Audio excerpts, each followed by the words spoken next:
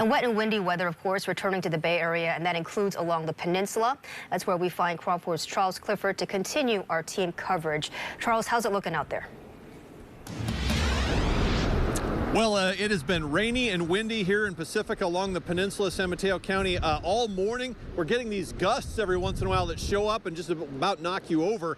And this storm is causing a surge along the coast at the beaches and delays, as you mentioned, out at SFO. Wednesday morning, large waves returned to the Bay Area's coastline. Here in Pacifica, the storm surge was crashing over the seawall at times and onto Beach Boulevard. So far, there isn't any flooding here, but with the atmospheric river expected to continue into the weekend, the city has preemptively put out some signage and sandbags. This isn't their first rodeo. Tobin was out walking his dog Wednesday morning. He thinks this is just the beginning of what could be a long, wet winter. My take is that we're probably in for some really intense weather this year.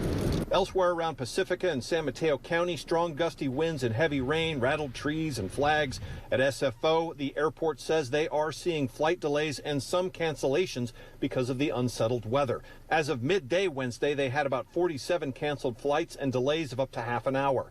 Back in Pacifica, the National Weather Service says that waves of between 15 and 22 feet are possible from now through Friday morning. They have issued a high surf advisory and are asking people to use caution when visiting the coastline. All right, back live now. One other note, we just got a report that there are some down power lines along Crespi Drive, which is in the Lindemar neighborhood of Pacifica. So if you're in the area, just be aware that that could be a problem. But for now, in Pacifica, Charles Clifford, KRON 4 News. All right, Charles, thank you so much for your coverage and stay safe out there.